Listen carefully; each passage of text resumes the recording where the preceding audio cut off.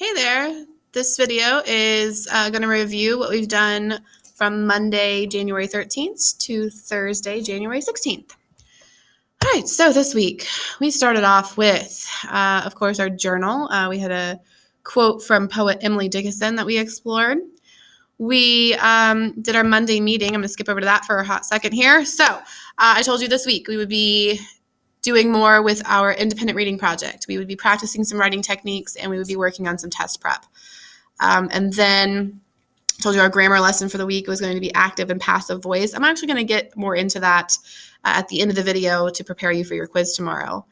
I told you glows, what we did well last week. We kept the room fairly clean. Thank you guys. It really helps when we pick up after ourselves and keep the room nice and clean. I told you that I would like to see you guys work on growth mindset a little bit more. We have journals that we work on every single day. We talk about growth mindset almost every single day. And so I really want to see you guys taking that more to heart and really trying to use it in your everyday lives. So other things on Monday, we had some time to do membeing. I went over your No Red Ink quiz from last week. We, as a class, didn't do that well. So I actually had you guys do it again. Most of you either scored about the same or did better. So still, I want you to go back and look at those assignments, especially if you didn't do so well. Because we will return back to that. It's not all over. So modifiers, dangling modifiers, making our sentences less wordy. I told you guys that we're actually going to combine that lesson with the one from this week and apply it to some writing in an assignment next week. So that's not going to go away. If you need some help with that, let me know. Then we went over our interloper quiz. This is where that test prep comes into play.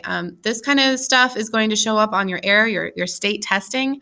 So we're going to be doing more quizzes just like this one. Again, if you're struggling with some of those questions, please let me know. And then I'll know what I can do to help you figure out why the right answer is the right answer. Then we had some time to work. We worked on our chart for our independent reading project, which can be found on Google Classroom. Tuesday, I did a lesson on active and passive voice. Again, I'm going to get more specific about that here in just a second to help you review for your quiz. And then we had some time to work on those assignments. We actually had quite a bit of work time on Tuesday, and I actually felt really good. I felt like I got to get around to a lot of people on Tuesday and work with them one-on-one through No Red Ink and through your independent reading chart. So that was really good. Wednesday, we were on a 2-hour delay, so classes were a little shortened. So really, it just kind of turned into a work day. We started talking about the scope article about joules, though we didn't read it until today, Thursday.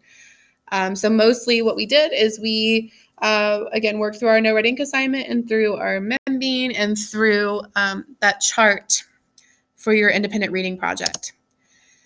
So then Thursday, we had just a little bit of work time. I allowed you 15 minutes to get anything done that you needed to get done.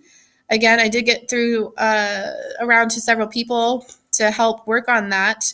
So parents, if you're watching this, your student had quite a bit of time this week to work. And if they chose not to, you might want to ask them why. I did try to be more aware. I was really trying to walk around and make sure they're working on what they should be working on, although we know that they are pretty good fakers sometimes, and they can have something up on their screen that makes them look like they're working, but then they're really not. So for the most part, though, I felt like students were fairly on task this week. And then we read the scope article about jouling. And really, it's not just about jouling. That scope article was talking about advertising and how big corporations try to convince us to buy their products or their services. So we're actually going to continue this conversation about advertising tomorrow and watch a really cool video from Malcolm Gladwell. He actually gave us our journal quote last week. And so that's going to lead us into a project, and that's where some of those writing techniques that I mentioned in our Monday meeting are going to come into play. We're going to really be looking at persuasive writing and how we use different words and different techniques to help kind of persuade people to either buy a product or buy into an idea. So I'm not going to get too far into, I don't want to really talk about the project. It says up here, your homework for the weekend is to think about your advertising project. I'm going to introduce that tomorrow, and I'll get more specific about it tomorrow. I'm not going to talk about that right now. So really, that's going to be your only homework. So parents, definitely ask about it and see if their group has come up with anything yet, and maybe offer some suggestions. All right, let's get over to our no writing video, or I'm sorry, our no writing assignment for our video.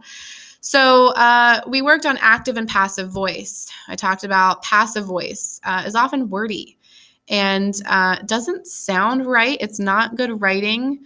Active voice, where a subject is actively doing the verb, that is the kind of writing that we're looking for. It's concise, it's clear, because sometimes passive voice sentences are not clear. So we're practicing identifying active verbs and passive verbs, and then we're also practicing changing the wording of sentences so that they are in active voice. So in this example, we've got at the top here, this is the original sentence. The Draco Malfoy's sandwich is grabbed by 2 seagulls. This is passive voice because the 2 seagulls are the one doing the grabbing. They need to be at the beginning of the sentence.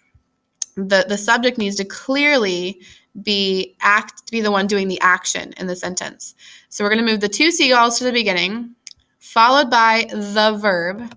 So we're going to move that over here. We get rid of the word by. I told you guys many times the word by is a big red flag. That tells you that it's too wordy, it's in passive voice, and you're going to get rid of it. So we've got 2 seagulls is grabbed Draco Malfoy sandwich. Well, that's not right. I told you guys these 3 dots mean we have some choices here. We click on that. We got grabbed or grab. Well, which one is it? Because both are correct grammatically. Well, we have to look back here. It says, do not change the meaning or the tense. I told you guys, if you see the word is grabbed, is indicates it's happening right now in present time. So we want present tense. Grabbed is past tense, meaning it already happened. Grab means it's happening right now, and that fits with the original sentence. So that is the correct answer. Let's do another. All right, so in this one, this is just simply asking for the verb. Gilderoy Lockhart's CDs were played during the dance party. Those are our 3 options. The verb, in this case, it's a passive voice verb, is were played. There we go. The next one, we've got an active voice verb. In his backyard, Simba is keeping a beehive. So what is Simba doing? What's the action? He's keeping. And in this case, it is keeping. You need both of them there. There we go. Sirius Black's Bullfrog has sung its most beautiful tune yet. Again, we were looking for an active voice verb. So the bullfrog is doing the singing. He has sung. There we go. See if we can get another one of those where we have to, there we go. That's what I wanted. So we've got Lord Voldemort's elephant plays the harmonica. Lord Voldemort's elephant plays the harmonica. Well, the elephant is doing the playing. The elephant's at the beginning. It's the subject of the sentence. It plays the harmonica. There's nothing wrong here. We don't have to change a thing. So we can go ahead and just submit the answer because it's already correct. We'll do one more here. Minerva McGonagall's popsicles will be frozen by me. Okay, so the popsicles belong to Minerva McGonagall. That's not the subject of the sentence. I'm the one, me. I'm the one doing the action. So I need to move me to the front of the sentence, followed by the verb, take away by, we don't need that word, it's unnecessary. But this isn't correct. Me will be frozen. We need to change this to I. And I will be frozen Minerva McGonagall's popsicles. Again, not correct. Will be indicates future. Will freeze. There we go. Our other option is freeze. And I freeze is present tense, and that's not what it's saying here. The original one says will, as though it's going to happen later. So we need will freeze. So there you go. So make sure you go through your No Red Ink, study that, and if you have any questions, make sure you email me or see me first thing tomorrow. Have a great evening.